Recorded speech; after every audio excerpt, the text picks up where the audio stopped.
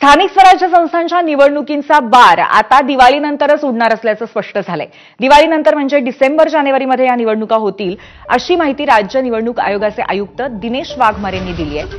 दरम्यान आगामी निवडणुका व्हीव्हीपॅटवरती घेण्याची मागणी सातत्याने विरोधकांकडून होतीये, मात्र निवडणुकांसाठी व्हीव्हीपॅट नसल्याचं निवडणूक आयोगाने स्पष्ट केलंय। तर नव्या प्रभाग रचनेनुसार आगामी निवडणुका होणार आहेत। सर्व निवडणुका एकत्रित घेणं शक्य नसल्यामुळे निवडणुका टप्प्याटप्प्याने होतील। दिवाळीनंतर आधी जिल्हा परिषद किंवा नगरपालिकांच्या निवडणुका होतील आणि शेवटी म्हणजे डिसेंबरच्या आसपास महापालिकांच्या निवडणुका होण्याची शक्यता आहे।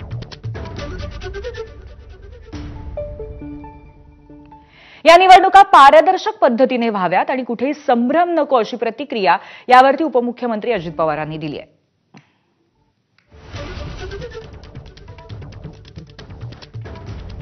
राज्यातल्या निवडणुका वाघमारे यांच्या नेतृत्वाखाली होणार आहे।